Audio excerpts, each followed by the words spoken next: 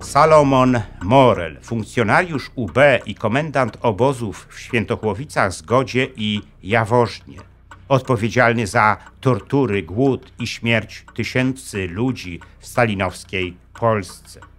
Dlaczego nigdy nie stanął przed sądem? Jak wyglądała odpowiedź Izraela, gdzie Morel mieszkał na wniosek ekstradycyjny z Polski? Ten film ujawnia szokującą prawdę o bezkarności komunistycznych oprawców. Jeśli spodoba się Wam mój film, udostępnijcie go znajomym, dajcie łapkę w górę, kliknijcie subskrybuj, a także wesprzyjcie mój kanał, za co z góry dziękuję. Złotymi patronami kanału są pan Andrzej Maciejewski z Alaski, kancelaria prawnicza Macieja Ordona w Chicago, a także pan Patryk Krupiński z Luksemburga.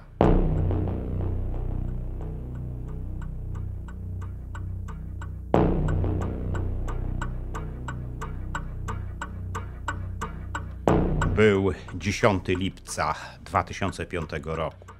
Do Ministerstwa Sprawiedliwości nadeszła odpowiedź z Izraela w sprawie Salomona Morela dotycząca jego ekstradycji do Polski. Dyrektor Departamentu Spraw Międzynarodowych w izraelskim Ministerstwie Sprawiedliwości Gal Levertow zakomunikował w odpowiedzi, że nie ma żadnych podstaw do ekstradycji Salomona Morela. Jak podkreślił, w czasie wojny Morel przeżył głęboką traumę, będąc świadkiem mordu swojej rodziny, dokonanego przez polskiego policjanta i polskiego faszystę. Ukrywając się po zamordowaniu rodziny, miał potem przyłączyć się do partyzantów walczących z Niemcami, a po zakończeniu wojny przez wiele lat pracował w polskim więzieniu. Levertow zaznaczył również, że nie można oskarżać Morela o śmierć 1695 więźniów obozów w Świętochłowicach-Zgodzie, bo była ona wynikiem panującej w tym obozie epidemii tyfusu. Uznał też, że zarzuty wobec Morela są kompletnie niewiarygodne. A poza tym, jak podkreślił, był on ofiarą paskudnego polskiego antysemityzmu, z powodu którego musiał wyemigrować do Izraela, gdzie otrzymał obywatelstwo. Z tych właśnie powodów, jak konkludował Levertow w swoim piśmie, izraelskie państwo nie może zgodzić się na jego ekstradycję do Polski. Odpowiedź strony izraelskiej ostatecznie przesądziła o bezkarności Salomona Morela, który w czasach stalinowskiej Polski był prawdziwym katem Polaków i miał setki ofiar na swoim sumieniu. Dzięki stanowisku strony izraelskiej Salomon Morel mógł dokończyć swojego żywota w spokoju, nie będąc już przez nikogo niepokojonym. Zmarł 14 lutego 2007 roku w Tel Awiwie. W pożegnalnej mowie na jego pogrzebie przyjaciel Morela mówił o bezgranicznych cierpieniach, jakich miał on doznać w antysemickiej Polsce. Tak również napisano o nim w izraelskiej prasie. Salomon Morel urodził się 15 listopada 1919 roku w rodzinie żydowskiej w niewielkim Garbowie na Lubelszczyźnie. Mając 20 lat wyjechał do Łodzi, aby tam poszukać dla siebie lepszego życia. Ale po kilku miesiącach jego pobytu w Łodzi wybuchła wojna i Morel powrócił do rodzinnego Garbowa. Gdy zaczęła się niemiecka okupacja, Morel wraz z bratem Ickiem ukrywali się, ale po jakimś czasie wraz z innymi żydowskimi kolegami stworzyli bandę, która trudniła się okradaniem miejscowej ludności. Wiosną 1943 roku banda Morela została namierzona przez partyzantów i otoczona. Z jakiej organizacji podziemnej partyzanci schwytali obu Morelów, tego nie wiemy. W każdym razie, gdy zostali oni przez nich ujęci, przesłuchano ich na okoliczność prowadzonej działalności rabunkowej. Salomon Morel miał się jednak jej wyprzeć, zwalając wszystko na swojego brata Icka. Nic dziwnego, że ten ostatni został rozstrzelany. To najprawdopodobniej ocaliło życie Salomona Morela. Co działo się z nim dalej, tego do końca nie wiemy, bo po wojnie Morel przedstawił wiele różnych wersji na ten temat. W każdym razie w ostatnich miesiącach wojny Morel miał znaleźć się w działającym głównie w Lasach Parczewskich na Lubelszczyźnie oddziale Armii Ludowej, którym dowodził Jan Hołot, pseudonim Kripiczny.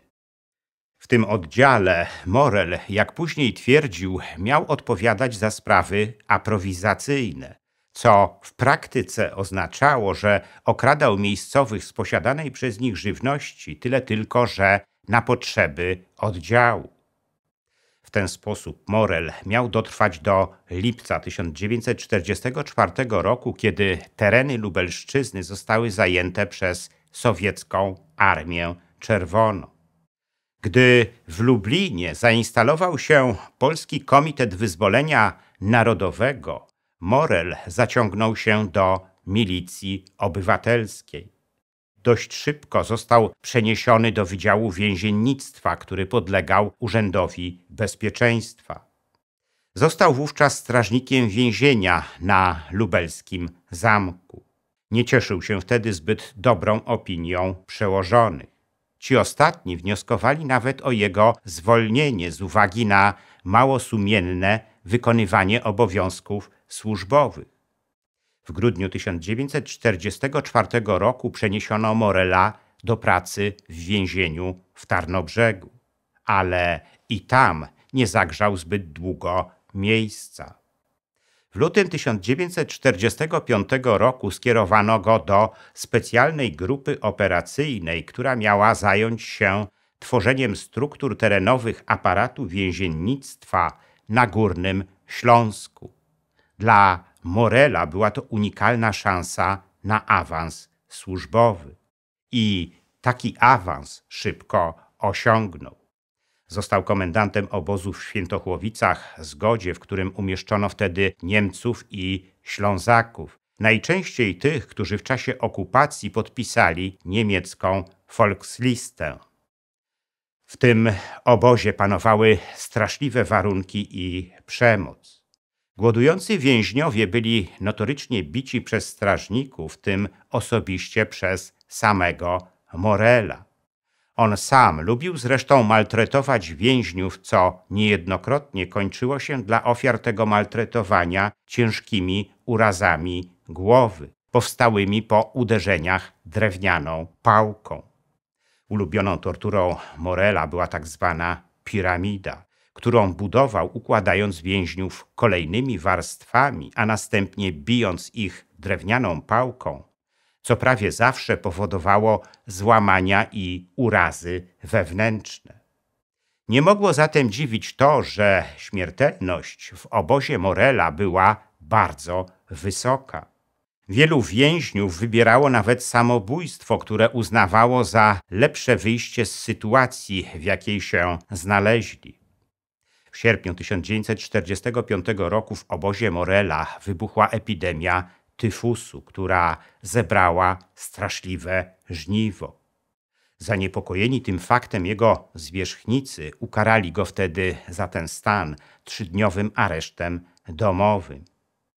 Nigdy natomiast Morel nie poniósł żadnej kary za torturowanie i zabijanie więźniów swojego obozu.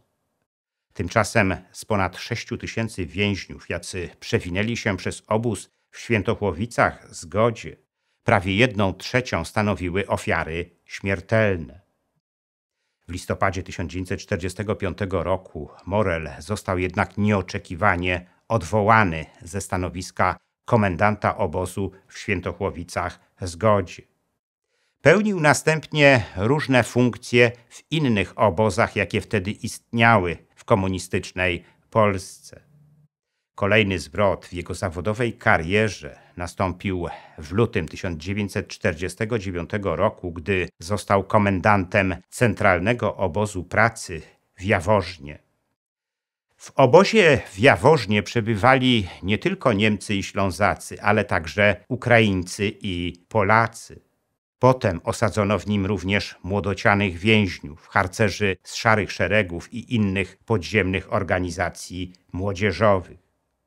Morel pastwił się nad nimi, ustawicznie ich bijąc i kopiąc po całym ciele, kneblując usta, wlewając wodę do nosa i wkładając kij do odbytnicy. Nakazywał również podwładnym ubierać młodocianych więźniów w mundury niemieckiej Hitlerjugend tylko po to, aby wmówić okolicznym mieszkańcom, że są to młodzi niemieccy bandyci. Morel robił to po to, aby złamać psychicznie więźniów i zmusić ich do składania donosów na swoich rodziców, przyjaciół i kolegów z organizacji. Jeśli tego nie udało mu się osiągnąć, młodocianych więźniów mordowano pod jego osobistym nadzorem. Ile takich ofiar Morel miał na swoim sumieniu, tego nie zdołali ustalić nawet prokuratorzy Instytutu Pamięci Narodowej, którzy prowadzili śledztwo w tej sprawie.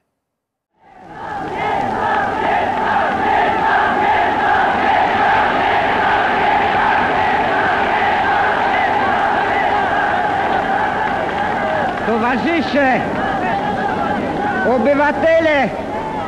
Rok 1956 i rozliczanie ludzi stalinowskiego aparatu terroru, którzy mieli na swoim sumieniu śmierć tysięcy Polaków, niczego nie zmieniły w życiu Salomona Morela.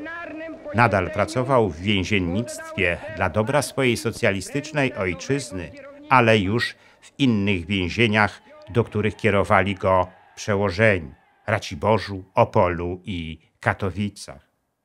W 1958 roku Morel rozpoczął studia zaoczne na Wydziale Prawa Uniwersytetu Wrocławskiego, które ukończył w 1964 roku, uzyskując tytuł magistra prawa.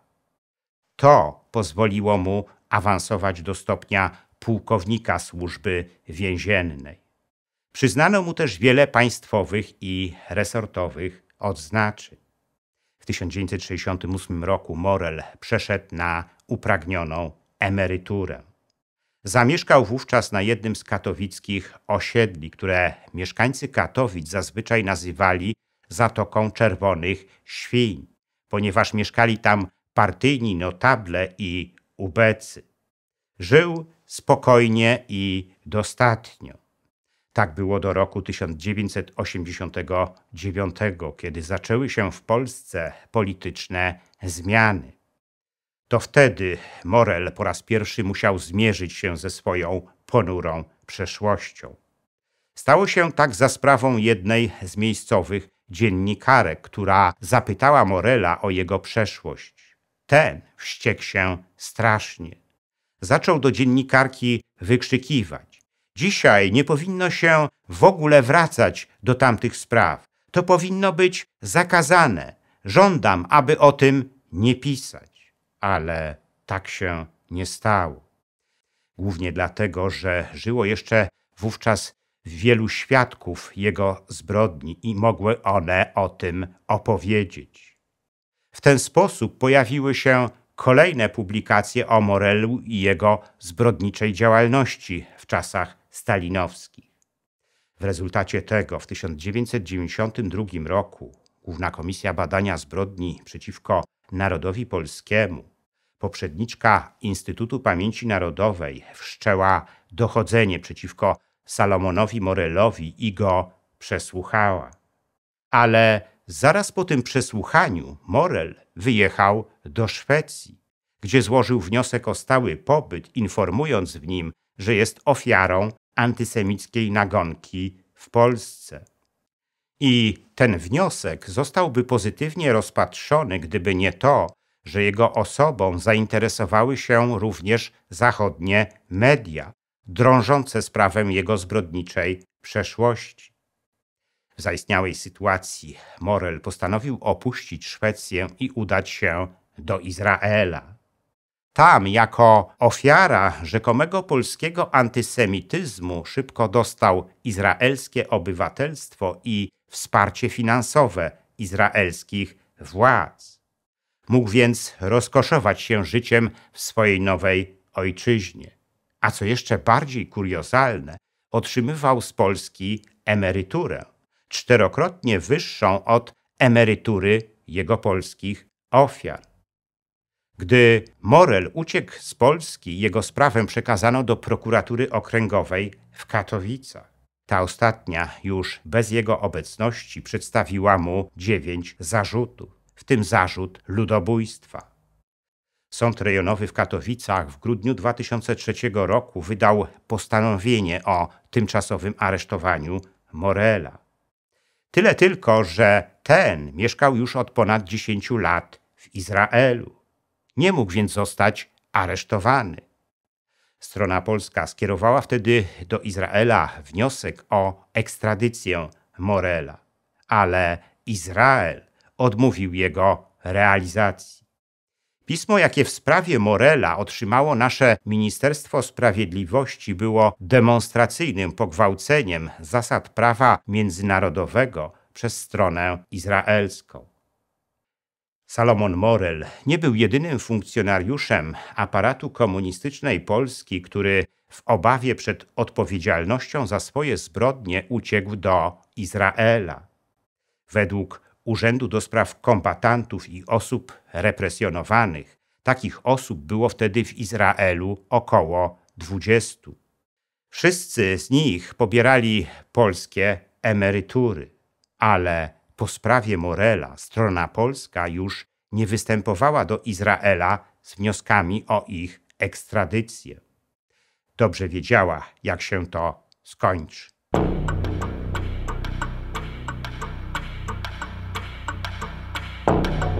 Jest już do nabycia moja najnowsza książka Ostatnie polskie powstanie. Ta książka dotyczy antykomunistycznego podziemia. Dowiecie się z niej o tych aspektach jego funkcjonowania, o których jeszcze nie mieliście okazji usłyszeć. Jednym z nich jest rola sowieckiego NKWD w ostatecznym rozbiciu tego podziemia. Zachęcam do zakupu tej książki. Każdy kupujący otrzyma ją z moim autografem. Dziękuję za liczne komentarze moich filmów i wpłaty. W sposób szczególny chciałbym podziękować złotym patronom, którymi są pan Andrzej Maciejewski z Alaski, Kancelaria Prawnicza Macieja Ordona w Chicago i pan Patryk Krupiński z Luksemburga, a także srebrnym patronom, wśród których są panowie Dariusz Kwoka, Dariusz Wietrzykowski, Arkadiusz Strykowski, Bartosz Filip Cichy, Sebastian Nastarowicz, Zbigniew Foryś, Bartłomiej Biegała oraz Kongres Polonii Kanadyjskiej z okręgu Toronto, Stowarzyszenie Nasza Polonia z Australii i firma informatyczna Sagitum S.A. Dziękuję również pozostałym patronom, gdyż każda kwota wsparcia jest dla mnie ważna. Zachęcam wszystkich do wspierania mojego kanału, co pozwoli na jego dalszy rozwój. Teraz można to zrobić nie tylko przez Patronat. Szczególnie dla patronów zagranicznych przydatne są możliwości bezpośredniego wsparcia na YouTubie w formie jednorazowej wpłaty, klikając podziękuj, a także cyklicznych wpłat, klikając wesprzyj na dole ekranu. Wpłat można też dokonywać przez PayPal oraz bezpośrednio na moje konto bankowe, którego numer widzicie teraz na ekranie. Więcej informacji na temat wspierania kanału na różne sposoby znajdziecie w opisie pod filmem.